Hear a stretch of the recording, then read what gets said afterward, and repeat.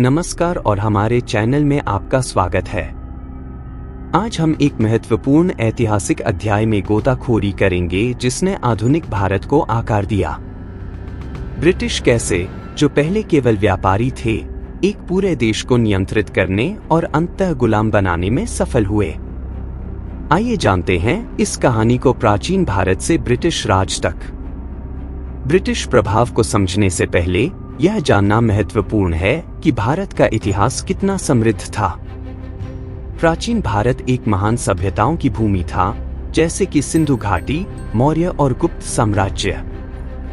यह व्यापार, संस्कृति और नवाचार का एक महत्वपूर्ण केंद्र था। भारतीय राज्यों के पास समृद्ध शहर और एक फलती फूलती अर्थव्यवस्था थी।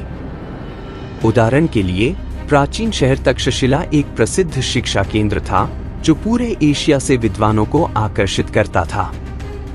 ब्रिटिश सबसे पहले 17वीं सदी की शुरुआत में भारत पहुंचे। ईस्ट इंडिया कंपनी, एक ब्रिटिश व्यापारिक निगम, 1600 में स्थापित की गई थी, जिसका उद्देश्य मसाले, रेशम और अन्य वस्तुओं का व्यापार करना था। शुरू में वे भारतीय बाजार का एक हिस्सा पाने के लिए कई यूरोपीय व्यापारियों में से एक थे। भारत की यात्रा केवल एक व्यापारिक उद्यम नहीं थी, यह चुनौतियों से भरी हुई खोज भी थी। उदाहरण के लिए, केप ऑफ गुड होप के चारों ओर यात्रा कठिन और कई जहाजों के डूबने की घटनाओं से भरी हुई थी। जैसे जैसे ब्रिटिश भारत के साथ अधिक बातचीत करने लगे, उन्हें इसकी समृद्ध और विविध संस्कृति से परिचित कराया गया। भारतीय कला, साहित्य और वास्तुकला ने उन्हें मोहित कर दिया। उदाहरण के लिए, ब्रिटिश ताजमहल से मंत्रमुग्ध हो गए, जिसे उन्होंने प्रारंभिक यात्रियों की कहानियों के माध्यम से जाना। भारत के त्योहारों, संगीत और नृत्य के विवरण ने भी उन्हें आकर्षित किया।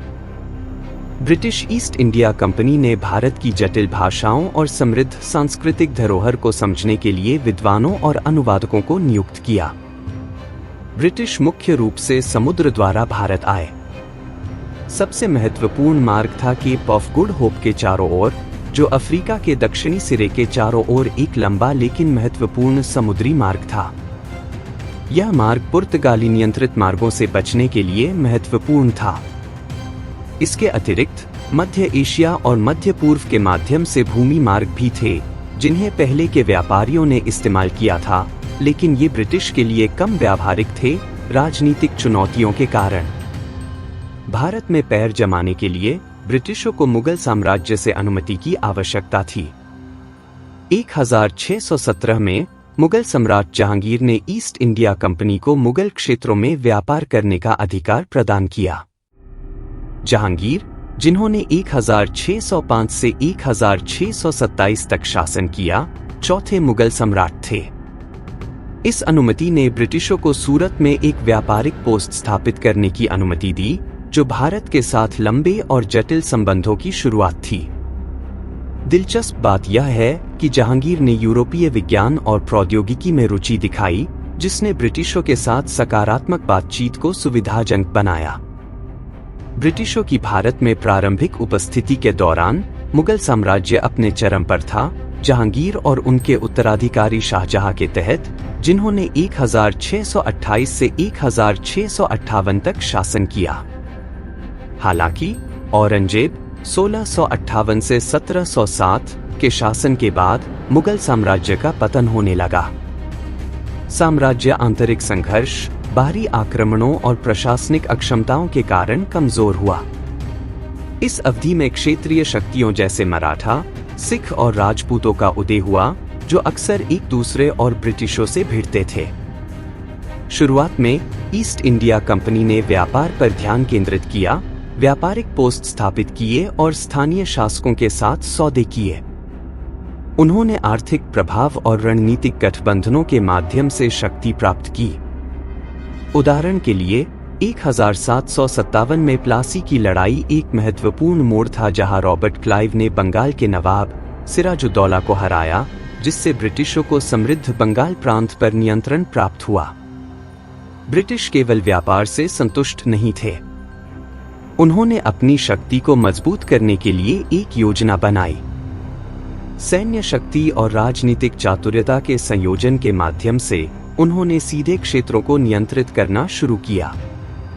उन्होंने उपदेशक गठबंधन की रणनीति का उपयोग किया, जिसमें भारतीय शासकों को अपने राज्यों में ब्रिटिश सैनिकों को रखने और ब्रिटिश नीतियों के साथ संरेखित करने के लिए मजबूर किया गया, प्रभावी रूप से उन्हें कठपुतली शासक बना दिया। विभाजन और शासन एक प्रमुख रणनीति थी। भारतीय शासकों और समुदायों के बीच विभाजन को बढ़ावा देकर ब्रिटिशों ने सुनिश्चित किया कि वे एक साथ मिलकर उनके खिलाफ न आएं। उन्होंने मौजूदा विवादों और संघर्षों का लाभ उठाया। उदाहरण के लिए, ब्रिटिशों ने हिंदू और मुस्लिम समुदायों के बीच संघर्षों को बढ़ावा दिया और प्रतिकूल दलों का समर्थन किया ताकि वे अपनी स्थिति बनाए रख सकें। जैसे जैसे ब्रिटिश अपनी शक्ति को मजबूत करते गए, उन्होंने नीतियों को लागू किया जो भारत के संसाधनों का अत्यधिक शोषण करती थी। उन्होंने भारी कराधान और ब्रिटिश उद्योगों को लाभ पहुंचाने वाली आर्थिक नीतियों के माध्यम से धन निकाला। 18वीं और 19वीं सदी के अकाल ब्रिटिश नीतियों से और बढ़ गए, जिससे लाखों मौतें हुई। ब्रिटिशों ने भारतीय कृषि को भी पुनर्गठित किया ताकि नकद फसलों जैसे इंडिगो और कपास का उत्पादन हो, अक्सर स्थानीय खाद्य उत्पादन की कीमत पर। मुगल साम्राज्य के पतन के बाद भारत ने क्षेत्रीय शक्तियों और बार बार के संघर्षों को देखा। मराठा साम्राज्य, जो पहले एक शक्तिशाली प्रतिद्वंद्वी था, छोटे राज्यों में विभाजित हो गया, जबकि उत्तर में सिख साम्राज्य ने ब्रिटिशों की आक्रामकता का प्रतिरोध किया। ब्रिटिशों ने अपनी शक्ति बढ़ाने के लिए कूटनीति, सैन्य बल और गठबंधनों का उपयोग किया। 19वीं सदी के मध्य तक ब्रिटिश ईस्ट इंडिया कंपनी को ब्रिटिश क्राउन शासन द्वारा प्रतिस्थापित किया गया, जिसके परिणामस्वरूप ब्रिटिश राज की स्थापना हुई। ब्रिटिश नियंत्रण भारत पर 1947 तक बना रहा और इसके प्रभाव आज भी महसूस किए जाते हैं।